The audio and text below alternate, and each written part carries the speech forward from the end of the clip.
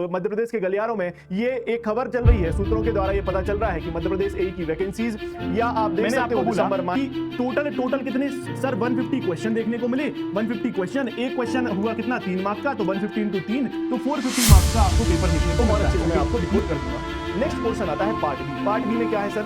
Part B की कहानी अगर मैं सिविल इंजीनियरिंग स्टूडेंट्स की बात करूं तो जो भी टेक्निकल एबिलिटी के क्वेश्चन पेपर रहेंगे, क्या मैंने बहुत सारी चीजें बोली कि मैं बाद में आपको डिस्कस करता हूं। क्या मैं आपको यहां पर लिख के दिया हूं कि why to choose MPPS MPPSC को कवर करने में टाइम लगता है, तो अभी से आपको इसको पढ़ना है, तो रिवीजन भी करना है और फिर मॉक टेस्ट भी देना है। तो आपकी जर्नी अभी से शुरू हो जानी चाहिए।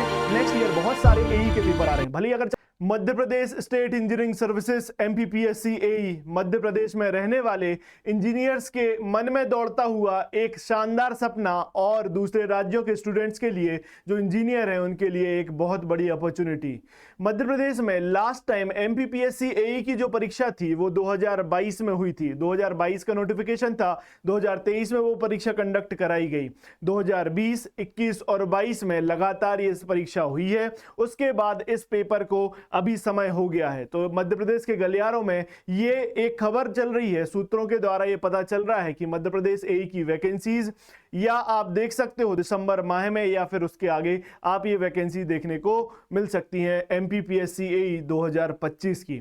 तो किसी भी एग्जाम को टारगेट करने के पहले मैं हमेशा ये बोलता हूं कि उस एग्जाम के बारे में आपको पता होना चाहिए। तो ये पूरी कंप्लीट इंफॉर्मेशन मैं एमपीपीएससी एई से रिगार्डिंग आपको देता हूं और टेंटेटिव कब ये नोटिफिकेशन आ सकता है उसकी भी हम चर्चा करेंगे।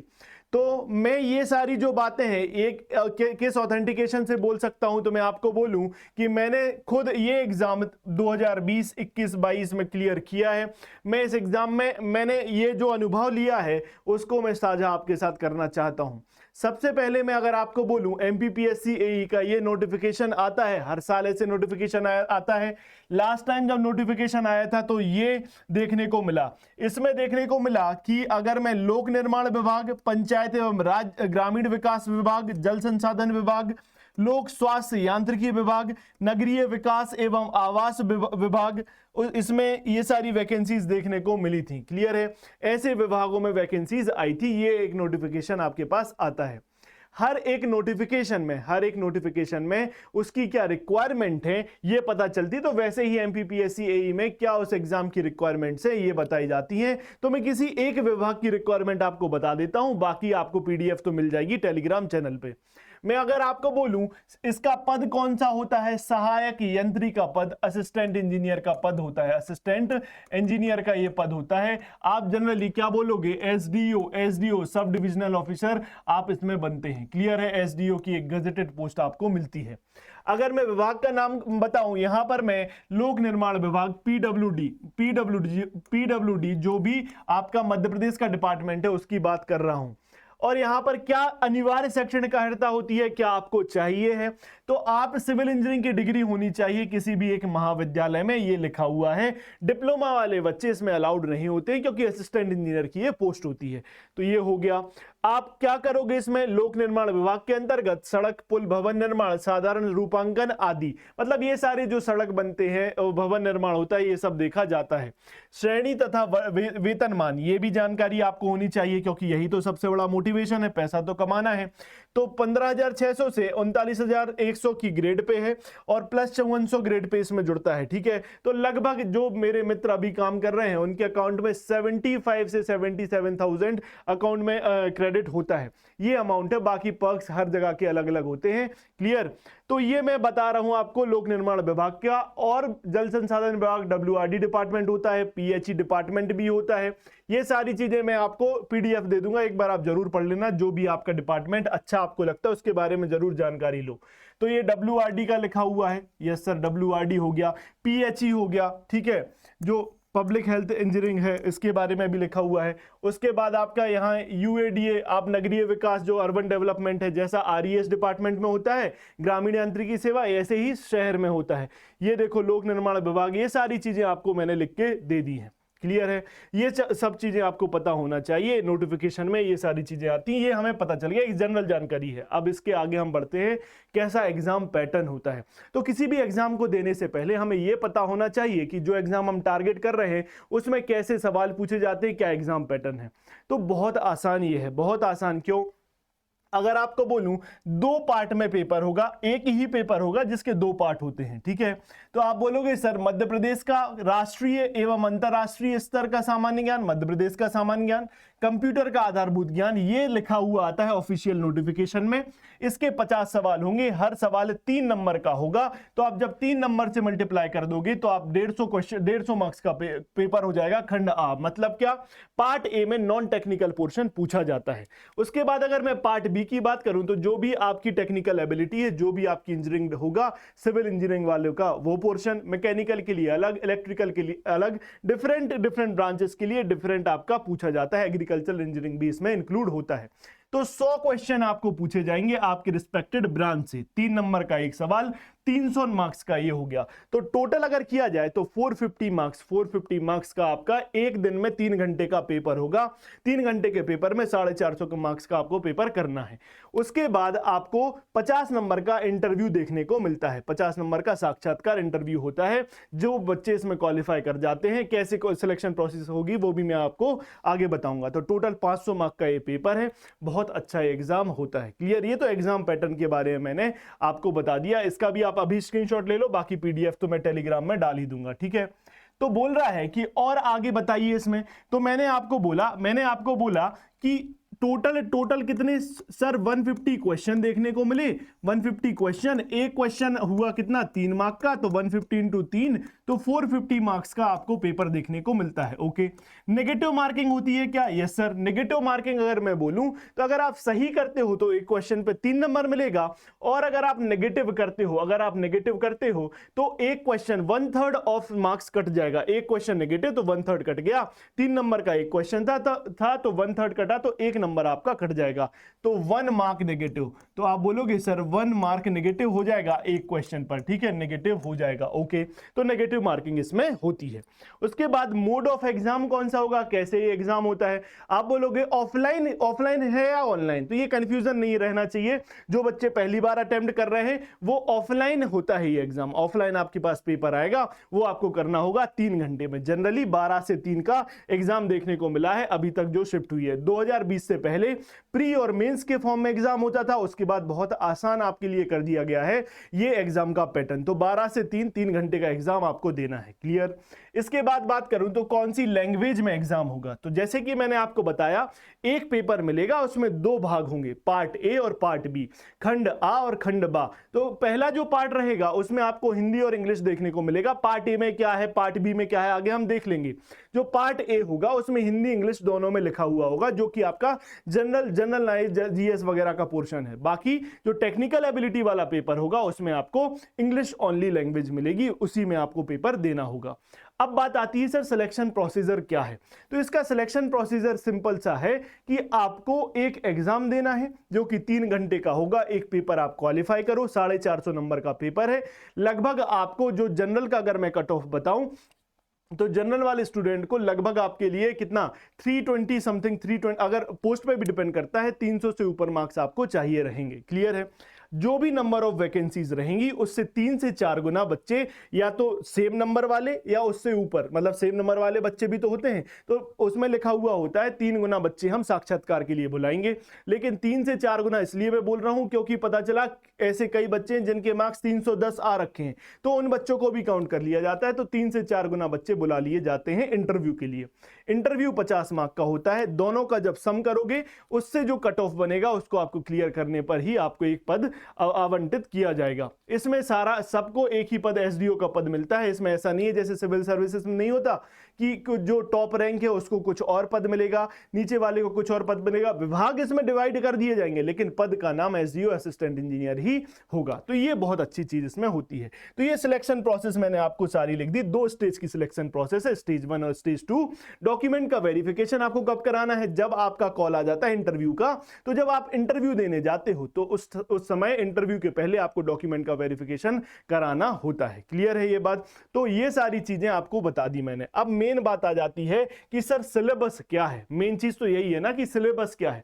तो अगर मैं आपको बोलूं कि पार्ट ए और पार्ट बी, क्योंकि सिलेबस इसलिए जानना है, किसी भी एग्जाम को अगर आप टारगेट कर रहे हो तो उसका सिलेबस मेन चीज है, उसके सिलेबस के अकॉर्डिंग ही आपको पढ़ना है। तो देखो अगर मैं आपको बोलूं कि सेक्शन ए में, या मैं बोलूं पार्ट ए में, सेक्शन ए बोल दूं या पार्ट ए में बोल दूं, 50 क्वेश्चन आएंगे जिसका 150 नंबर होगा, एक क्वेश्चन 3 मार्क का। इसमें क्या पूछा जाएगा सर, एमपी का जीके लिखा हुआ होता है और वहां पीछे लिखा हुआ है, नोटिफिकेशन में यही लिखा आता है कि जो मध्य प्रदेश का है वो सामान्य ज्ञान आपको पढ़ना है, मध्य प्रदेश राष्ट्रीय और अंतरराष्ट्रीय जो समसामयिक घटनाएं, जो करंट अफेयर्स होता है वो आपको जानना है, कंप्यूटर का नॉलेज मतलब आईसीटी आपके पास होना चाहिए। आईसीटी बोले तो इंफॉर्मेटिक्स कम्युनिकेशन टेक्नोलॉजी, ये आपके लिए पूछा जाता है। क्लियर?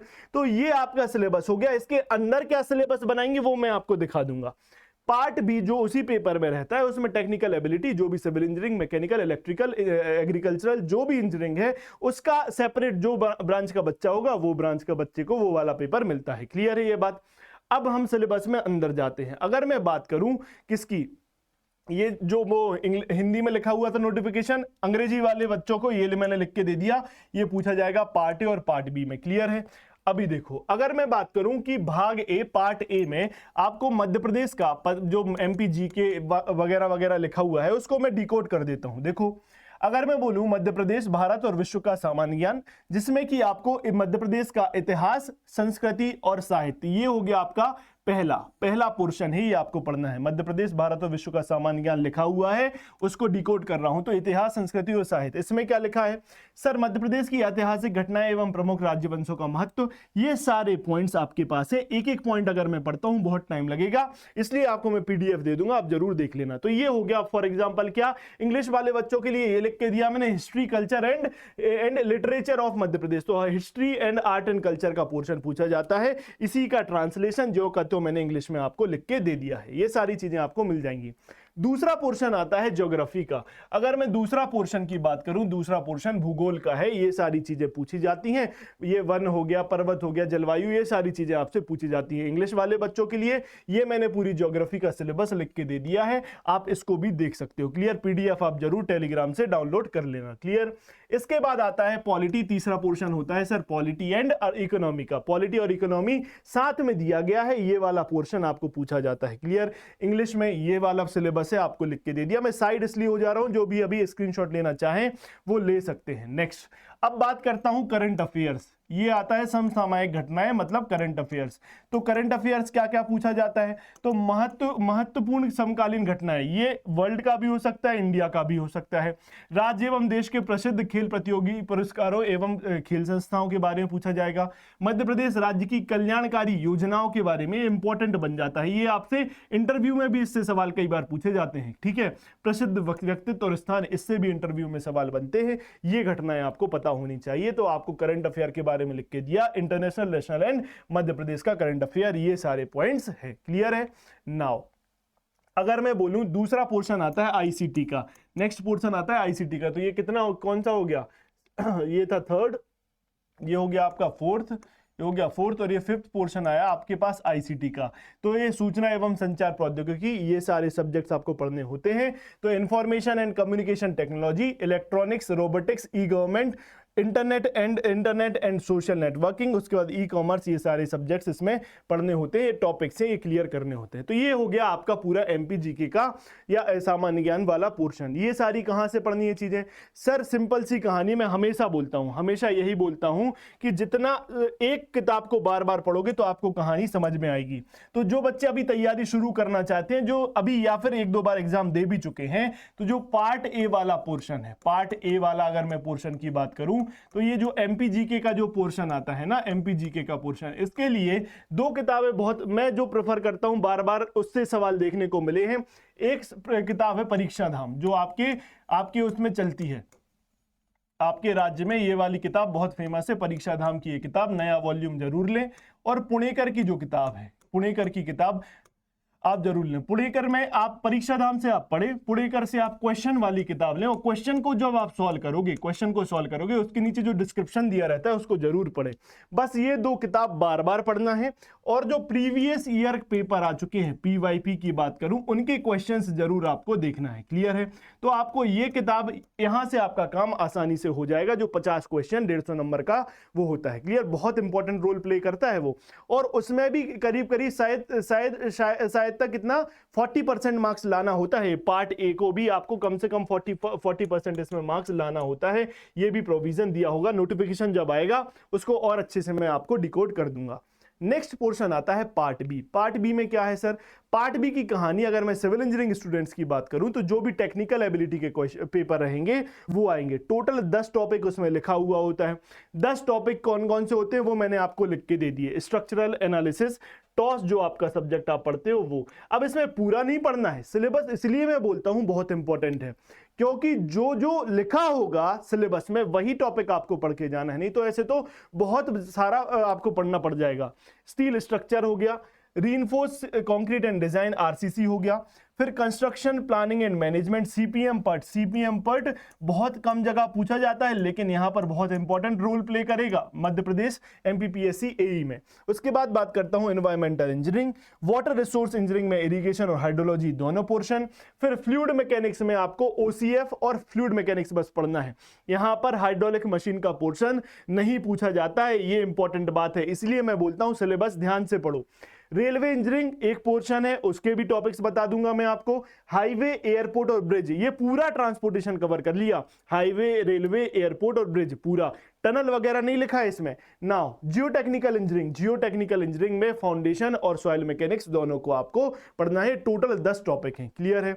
अभी मैं एक एक टॉपिक की बात करूं तो मैं साइड हो रहा हूं, आपको अपनी कॉपी में ये तो पीडीएफ मिल जाएगी। अगर आप बिल्कुल शिद्दत से इस एग्जाम की प्रिपरेशन करना चाहते हो तो कॉपी में सिलेबस और उसके टॉपिक्स आपको 2 घंटे लगेंगे। अपने हाथ से जब लिखोगे ना तो अपने माइंड में छप जाएगा, अच्छा ये मुझे पढ़ना है। तो इन चीजों की आपको तैयारी करनी है। तो स्ट्रक्चरल एनालिसिस, स्ट्रक्चरल एनालिसिस में अगर मैं बोलूं तो स्ट्रेस, स्ट्रेन, ये सब, तो आपको स्ट्रक्चरल एनालिसिस में क्या क्या मिल गया सर? इसमें मुझे सोम तो मिला ही मिला, प्लस टॉस तो है, ठीक है। तो सोम और टॉस दोनों को इंक्लूड कर दिया। उसके क्या टॉपिक्स हैं लिख के मैंने दे दिए हैं। स्ट्रक्चरल एनालिसिस जरूर लिखा है, टॉस का बहुत कम पोर्शन है, थ्योरी ऑफ स्ट्रक्चर का कम पोर्शन है, आपको सोम का पोर्शन ज्यादा देखने को यहां पर मिलता है। क्लियर हुई ये बात? अभी देखो यूनिट 2 में स्टील स्ट्रक्चर है, कौन कौन से टॉपिक्स हैं ये सारे आपको लिख के दे दिए हैं। इनको पीडीएफ मिलेगी, अपनी कॉपी में जरूर लिखना। यूनिट 3 की बात करूं तो reinforced concrete design, reinforced concrete design, इसमें आप देखोगे यहां पर प्री स्ट्रेस कंक्रीट भी इंक्लूड किया गया है। तो आरसीसी में कौन कौन से टॉपिक्स हैं ये आपको पता होने चाहिए, ये आपने लिखना है। यूनिट जो 4 लिखा हुआ है ये मैं आपको लिख के दे सकता था, लेकिन मैं चाहता हूं आपको जो ओरिजिनल नोटिफिकेशन में जो भी सब्जेक्ट आपको डिस्क्राइब किए जाते हैं वो आपको पता हो, इसलिए मैं ओरिजिनल, इसकी मैं स्लाइड अच्छी प्रिपेयर करके दे दूं, मेरे को कोई दिक्कत नहीं है, लेकिन मैं चाहता हूं ओरिजिनल चीज आप लिखो, उससे आप पूरा छाप लो। क्लियर है? नाउ तो कंस्ट्रक्शन प्लानिंग एंड मैनेजमेंट, ये सारे टॉपिक्स हैं आपको पढ़ने हैं। यूनिट 5 एनवायरमेंटल इंजीनियरिंग में वाटर डिमांड पर कैपिटा ये सब लिखा हुआ है, वेस्ट वाटर और आपका रॉ वाटर इंजीनियरिंग सब कुछ आपको पढ़ना होता है। ये टॉपिक्स हैं, आप जरूर देखो, ये बहुत बड़ा पोर्शन है। देखो एक स्लाइड ये गई, एक स्लाइड ये पूरी दी मैंने, और फिर एक स्लाइड ये होती है यहां पर सीवेज कलेक्शन, ये सब सॉलिड वेस्ट मैनेजमेंट, ये सारा कुछ कवर किया जाता है इसमें। क्लियर है? Okay. Now water resource engineering बहुत फेवरेट है, ये बहुत फेवरेट है। अगर मैं वाटर वाला पोर्शन एमपीपीएससी वालों का बहुत फेवरेट है, बहुत सवाल आते हैं। तो इरिगेशन ये मैंने लिख के दिया यहां पर, इरिगेशन। ओके, इरिगेशन यहां के सारे टॉपिक आपको लिखने हैं और उन टॉपिक के बारे में पढ़ना है। उसके बाद hydrology, irrigation, hydrology, ground water, ये सारी चीजें जब एनवायरमेंट और इरिगेशन हाइड्रोलॉजी सब पढ़ोगे तो मिक्स आपको सारी चीजें पढ़ा दी जाती हैं, ये आपको पता होना चाहिए। फिर आता है डाइवर्जन स्कीम, उसको मैंने डिकोड कर दिया, डिस्ट्रीब्यूशन सिस्टम, ये सारी चीजें आपको पता होना चाहिए। क्लियर है? नेक्स्ट फिर आता है unit number 7 fluid mechanics. Fluid mechanics का इतना सा ही ये पोर्शन है, इसमें आपको ओपन चैनल फ्लो वगैरह पढ़ना होता है, तो ओपन चैनल फ्लो ये लिख दिया। हाइड्रोलिक मशीन नहीं पढ़ना है, ये लिख दे रहा हूं बार बार, ये लाल कलर से लिख दिया मैंने, हाइड्रोलिक मशीन नहीं आता है, अदरवाइज आप पढ़ते रह जाओ। एचएम नहीं पूछा जाता है, नहीं पूछा जाता है। क्लियर है? नाउ अब बात करता हूं रेलवे इंजीनियरिंग की। रेलवे इंजीनियरिंग की ये आपको सेपरेट यूनिट बना के दी है, बहुत इंपॉर्टेंट हो जाता है। क्यों इंपॉर्टेंट है मैं आगे बताऊंगा। ये सारे आपके टॉपिक्स हैं, ये सारे टॉपिक्स हैं, ये आपको करना है। ओके, फिर मैं बात करूं यूनिट नंबर 9, चाहता तो लिख देता, क्या लिख देता, ट्रांसपोर्टेशन इंजीनियरिंग, उसमें सब कुछ लिख देता, लेकिन रेलवे अलग लिखा है, हाईवे और एयरपोर्ट अलग लिखा है। हाईवे एयरपोर्ट ये लिखा हुआ है आपको, ओके, और ब्रिज इंजीनियरिंग ये आपको लिखा हुआ है। क्लियर है ये? ठीक है, ये सारी चीजें आपको लिख के दे दी हैं, ये सारे टॉपिक्स आपको पता होनी चाहिए। और last but not the least, Jio technical engineering बहुत इंपॉर्टेंट है, पूरा सॉइल मैकेनिक्स, पूरा सॉइल और फिर फाउंडेशन, इस दोनों पूछा जाता है, दोनों पूछा जाता है। क्लियर? तो ये पूरा मैंने आपको वो भी लिख के दे दिया है, ये सारी उसकी सिलेबस हो गया, ये सिलेबस हो गया। क्लियर है? तो हमने एग्जाम पैटर्न जाना, कैसे नोटिफिकेशन आता है, क्या क्या पूछा जाता है। अच्छा, नोटिफिकेशन में एक चीज और आपका डाउट होता है, कौन बच्चे भर सकते हैं। पहला एलिजिबिलिटी तो बता दिया आपको, बैचलर डिग्री आपको चाहिए इंजीनियरिंग में, जो भी सब्जेक्ट, जो भी आप रिस्पेक्टिव ब्रांच के हैं। दूसरा, आयु पूछी जाती, तो 21 से कम नहीं होना चाहिए, 21 ईयर से कम नहीं होना चाहिए और 40 ईयर से ज्यादा नहीं होना चाहिए। ये एक जनरल चीज है। बाकी किसको क्या मतलब अलायंस मिले हुए हैं कैटेगरी वाइज, वो सब आपको नोटिफिकेशन में देख के पढ़ना होगा। जब नोटिफिकेशन आएगा उसको मैं डिकोड कर दूंगा। तो 21 से 40 वर्ष एक जनरल बात मैंने आपको ये भी बता दी। अभी क्या मैंने बहुत सारी चीजें बोली कि मैं बाद में आपको डिस्कस करता हूं। क्या मैं आपको यहां पर लिख के दिया हूं कि why to choose MPPSC AE, MPPSC AE क्यों चूज करूं। तो देखो, जो सराउंडिंग होती है ना, जहां से हमारी अपब्रिंगिंग होती है, तो बच्चा हमेशा एक चीज देख के आता है। एमपी वाले बच्चों को स्पेशली मैं बोलूं या नॉर्थ इंडियन स्टूडेंट्स को मैं स्पेशली बोलूं, उन्होंने पावर देखा होता है। तो जब आप छोटे से बचपन से बड़े हुए होते हो तो आपने पावर देखा हुआ है। तो पावर के दो ही तरीके हैं हमारी कंट्री में, या तो आपके पास एक अच्छी सरकारी नौकरी होनी चाहिए, गजेटेड पोस्ट हो, या फिर आप पॉलिटिक्स में चले जाओ। तो हमने ये पावर देखी हुई है, ठीक है। तो बचपन से ये देख के हम बड़े होते हैं। अब आपने जब सरकारी नौकरी तो आपको चाहिए थी, लेकिन आप टेक्निकल फील्ड में चले गए। आपने क्या किया? इंजीनियरिंग ले ली। जब इंजीनियरिंग आपने ले ली है तो अब आप सोचोगे सर इंजीनियरिंग का मतलब है कि मुझे तो आप कहीं कॉर्पोरेट में काम करना पड़ेगा, किसी भी मेरे को कंपनी में काम करना पड़ेगा। ये तो सही बात है, लेकिन साथ ही साथ आपको इंजीनियरिंग डिपार्टमेंट्स में भी बहुत सारी अपॉर्चुनिटीज मिलती हैं, जिसमें आपको कौन सी पोस्ट मिलेगी? सर गजेटेड पोस्ट मिलेगी। तो सबसे पहली बात क्या है सर, आपको गजेटेड पोस्ट इसमें मिलती है बहुत बड़ी। इसमें आपको एसडीओ का पद मिलता है, सब डिविजनल ऑफिसर। एक सब डिवीजन के आप अधिकारी बन जाते हो, एज असिस्टेंट इंजीनियर आपकी पोस्टिंग होती है। और पर्क्स जो अलायंसेस हैं वो बहुत अच्छे होते हैं। तो सबसे बड़ा मोटिवेशन तो यही है कि आपको पैसे के साथ साथ पावर इसमें मिल रही है। आप एज अ इंजीनियर अपनी पावर का इस्तेमाल कर सकते हो, तो ये बहुत बड़ी बात है। दूसरा, क्यों चूज करें? सर अगर मैंने पूरा जो आपने यहां तक वीडियो देखा है, तो मैंने अगर आपको पूरा बताऊं तो आपने देखा सर 2 स्टेजेस यहां पर देखने को मिलती हैं। पहला पेपर है और दूसरा इंटरव्यू। पहला क्या है सर? पेपर है और दूसरा इंटरव्यू। अगर मैं इस पेपर की बात करूं तो आप देख पा रहे हो सर 50 क्वेश्चन और 100 क्वेश्चन, बस इतना मुझे सिर्फ ऑब्जेक्टिव में टिक करना है और मैं इंटरव्यू में पहुंच जाऊंगा और दोनों को क्यूमुलेट करके मैं सिलेक्ट हो सकता हूं। तो इतना आसान एग्जाम पैटर्न आप अगर किसी भी स्टेट का देखो, अभी किसी भी स्टेट के असिस्टेंट इंजीनियर पेपर उठाओ, इतना आसान एग्जाम पैटर्न आपको कहीं भी नहीं मिलेगा। 2-2 पेपर आपको कम से कम देने पड़ते, भले ही ऑब्जेक्टिव देने पड़े। यूपीपीएससी एई का आप पैटर्न देख लो, उसमें भी आपको 2 पेपर देना है, लगभग कितना 750 नंबर का आपको वो टिक मार्क देना है ऑब्जेक्टिव, और 100 नंबर का इंटरव्यू, वो भी टफ हो जाता है। यहां आप देखो मात्र 500 नंबर में आपको क्या मिल जाएगा? आपको एसडीओ का पद मिलता है। और घर जो एमपीपीएससी वाले हैं, मध्य प्रदेश वाले हैं, उनको घर की नौकरी और घर के घर में आपको अधिकारी की पोस्ट मिल रही है। इससे बड़ा मोटिवेशन नहीं होगा। और मैं क्या बोलूं आपको कि जब टेक्निकल के पेपर की बात कर रहे हो आप, टेक्निकल एग्जाम है, या फिर मैं 2 पार्ट जो ये हैं पेपर की बात करूं, इस पेपर में 2 पार्ट हैं। एक हो गया आपका जीएस वाला पोर्शन, मतलब एमपीजीके वगैरह, ओके, और दूसरा हो गया आपका टेक्निकल। इसमें ये बोलते हैं, ऐसा देखा भी गया है कि अगर 10 पार्ट किए गए हैं, इसमें 10 पार्ट अगर किए गए तो हर एक पार्ट से 10 क्वेश्चन पूछे जाएंगे। सिमिलरली अगर टेक्निकल की बात करें, जो मैंने आपको 10 सब्जेक्ट लिख के दिए हैं, इसमें तो संशय हो भी सकता है, कहीं से भी कुछ भी पूछ सकता है, किसी का हिस्ट्री का क्वेश्चन पॉलिटी बना ले, क्या समझ आएगा। लेकिन अगर मैं टेक्निकल की बात करूं तो अगर 10 सब्जेक्ट्स हैं आपके पास, तो हर एक सब्जेक्ट से 10 क्वेश्चन आना इसमें तय होते हैं। तो आप डिसाइड कर सकते हो कौन सा सब्जेक्ट हम, मतलब ऐसा नहीं है कि आपको अगर कोई भी सब्जेक्ट ऐसा है कि टफ पढ़ रहा है तो आप उसकी कुछ सिलेक्टेड चीजें आप पढ़ लो। क्योंकि उससे क्वेश्चन आना तो तय है। तो ये आपको पता होगा। रेलवे इंजीनियरिंग इसलिए मैंने बोला था कि क्यों इंपॉर्टेंट हो जाता है, क्योंकि एक अलग यूनिट दे रखी है, तो आपको वो पूरा अगर पढ़ लोगे, रेलवे छोटा सा सब्जेक्ट है, उससे करीब करीब 8 से 10 सवाल आपको पूछ लिए जाएंगे। ये एक बहुत अच्छी जानकारी इस पेपर को देने से मुझे मिली और मैं आपको साझा कर रहा हूं। तो ये बहुत आसान पेपर है जिससे आप बहुत बड़ी पोस्ट पा सकते हो। इसलिए मैं हमेशा बोलता हूं, जो एमपी के स्टूडेंट्स हैं, आप अगर असिस्टेंट, मैं तो कह रहा हूं इसमें जो जेई का पेपर होता है ना, एमपी सब इंजीनियर पेपर, वो इससे ज्यादा टफ है। क्यों? क्योंकि सर उसमें पता ही नहीं है सिलेबस में क्या पूछ लिया जाएगा। इतना बड़ा सिलेबस दिया हुआ है, इसका बहुत क्रिस्प सिलेबस, बहुत प्यारा सा सिलेबस है, उसको आप टारगेट करो, आप बहुत अच्छी नौकरी इसमें पा सकते हो। क्लियर है? चलिए, ये इंफॉर्मेशन थी जो मुझे आपको देनी थी। साथ ही साथ मैं ये बताना चाहता हूं कि बहुत जल्द आपको इसका नोटिफिकेशन देखने को मिल सकता है। अगर आप नोटिफिकेशन का वेट कर रहे हो तो आप मूर्ख हो। क्यों? क्योंकि नोटिफिकेशन आने के बाद आपको समय नहीं मिलेगा। समय इसलिए नहीं मिलेगा क्योंकि आपको जो तैयारी पहले कर चुके हैं, जो 2-3 बार पेपर दे चुके हैं, उनके लिए तो चीजें बहुत आसान है। लेकिन अभी आप शुरू कर रहे हो तो आपको अभी से तैयारी शुरू करनी है, क्योंकि जो 10 सब्जेक्ट सिविल इंजीनियरिंग के मैंने आपको दिखाया, इसमें टाइम लगता है, टेक्निकल को कवर करने में टाइम लगता है। तो अभी से आपको उसको पढ़ना है, फिर रिवीजन भी करना है और फिर मॉक टेस्ट भी देने हैं। तो आपकी जर्नी अभी से शुरू हो जानी चाहिए। नेक्स्ट ईयर बहुत सारे एई के पेपर आ रहे हैं, भले ही अगर चलो बाय चांस से नहीं आता है, चलो ऑप्टिमिस्टिक ज्यादा नहीं होते हैं हम, मैं ये भी बोल सकता हूं कि अगर ये नहीं आता है तो बहुत सारे असिस्टेंट इंजीनियर के पेपर आपको देखने को मिलेंगे। उसके लिए टेक्निकल आपका बहुत काम आने वाला है, तो अभी से आप इसकी तैयारी शुरू कर दो। आपके लिए हमने बोला है कि हम एक दशानन बैच लॉन्च करेंगे, लेकिन मैंने उसमें यह भी बोला है कि आपको गूगल फॉर्म भरना है, जिसकी लिंक डिस्क्रिप्शन में है।